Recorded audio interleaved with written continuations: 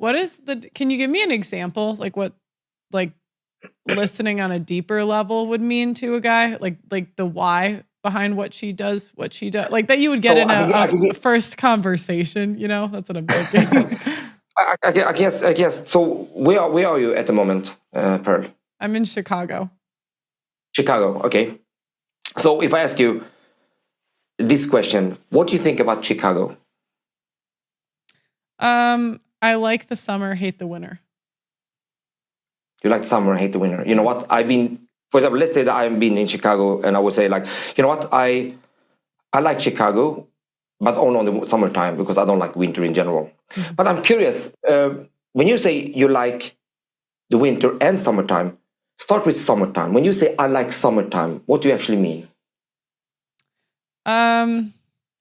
Well, the summers in Chicago are hot, but they're not stupid hot like in the South. So it's just a nice atmosphere. There's like Cubs games and I don't know. It's just nice because you can go outside and it's not like crazy hot and it's just like nice atmosphere. Okay, so what you're telling me now is that the reason why you like... I see. Yeah, the reason why you like Chicago on the summertime is simply it's a perfect temperature. Yeah. That's what it is. And you like to go out for walks and so on. Mm-hmm. But tell me, what is your favorite thing to do on a perfect summer day that is not too hot? If I'm doing something fun, I like... I think Wrigley is really fun in the summer, like Wrigleyville. So you can go to like a Cubs game and there's like outdoor bars. It's really fun. Okay. So that is actually the main reason why you like Chicago that much. Yeah, Wrigley. I love Wrigley. Right. I get you. I don't like baseball though. I just like the atmosphere. I don't really care about the game. Okay, I get it. The atmosphere is more about the vibe with people being happy, basically. Yeah. So happy gives you energy, I guess. Yeah. I see what you mean. Because it's like you're asking like why. I get it. And it doesn't feel like an interrogation because I'm curious about what you actually think. Yeah. So it went from, what do you think about Chicago? Because it might sound, from an objective point of view, it might sound like a normal conversation. But in order to be able to do what I just did there, mm-hmm. you need to form a habit of hearing the words that you are saying.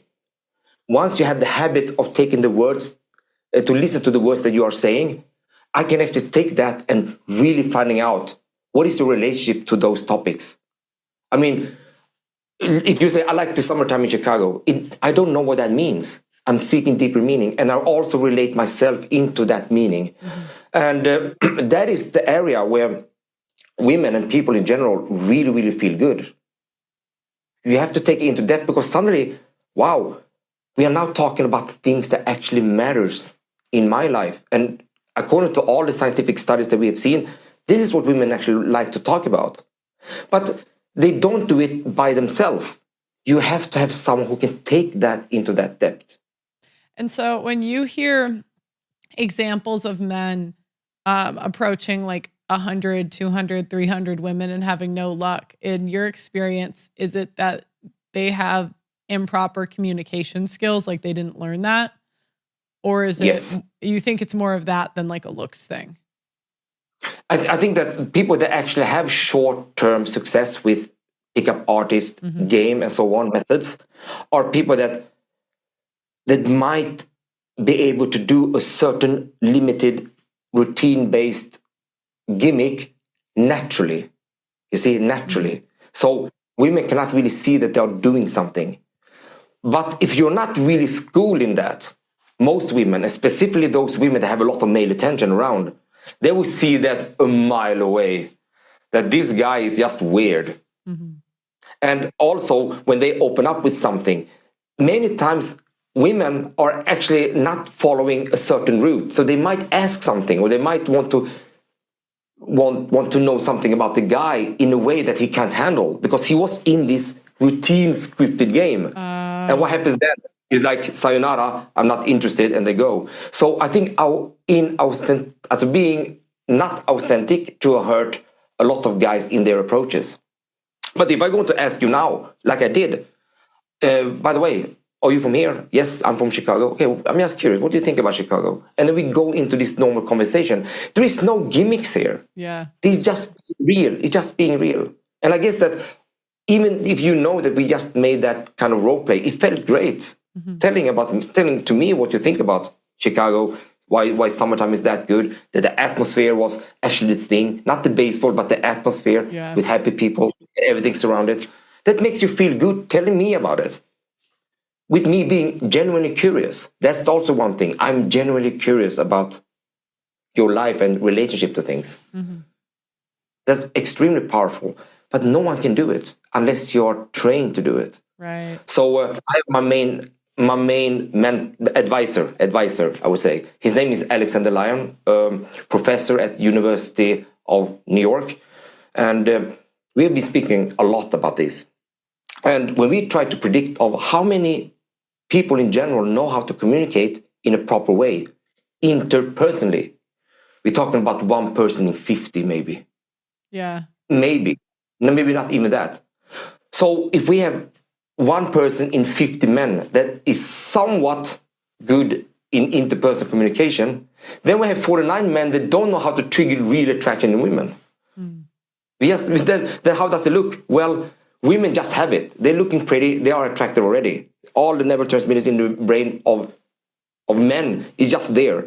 But then the opposite. Women might be interested in certain men, but they never get really triggered attractively. And then we have this huge imbalance. And if we're going to look at human behaviors based on not feeling so attracted to someone, that is when you are right, Pearl. That is when women start having bad behaviors towards the men. And that's a huge problem today. Do you have anything you want to add?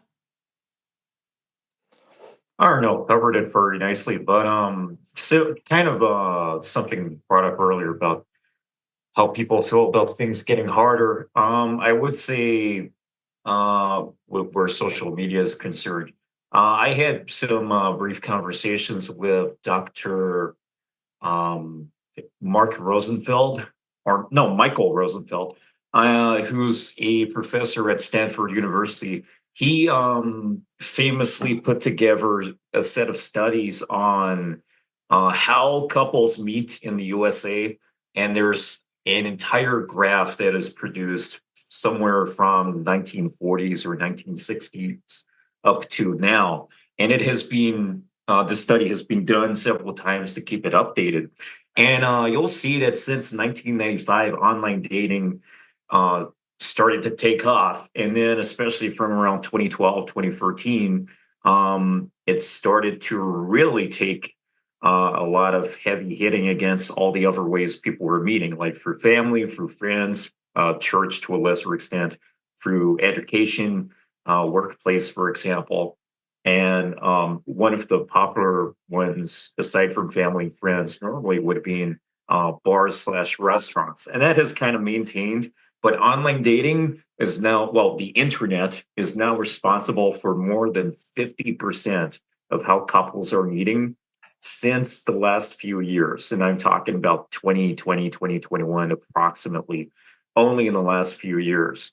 And it's just completely crazy how, we knew the internet was going to take over even 10 years ago, 15 years ago. But is dating going to get harder? It's going to get harder for you if you're not doing a damn thing about it. But at the same time, if you are able to perform very well in social media, like I had a trash Instagram for years. And then only pretty recently, I started getting a lot of followers.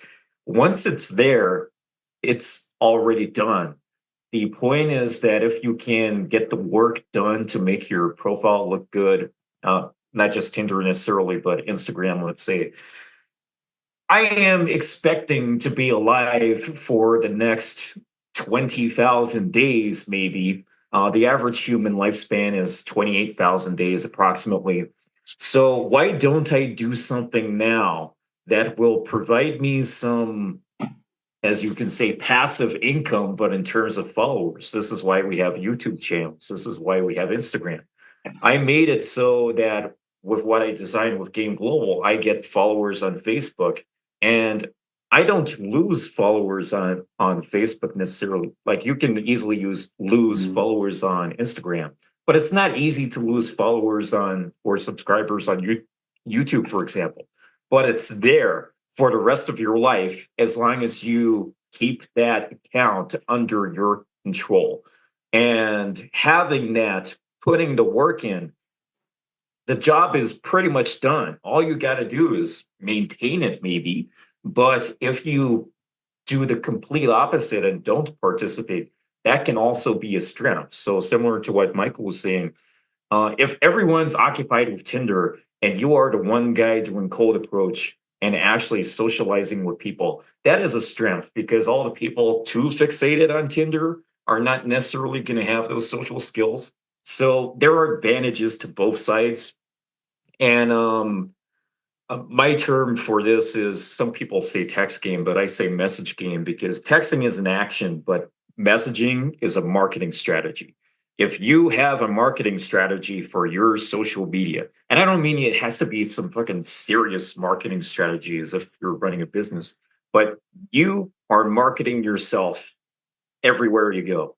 Like some people wear Nike clothes. They're a billboard for Nike, basically. Be a billboard for yourself.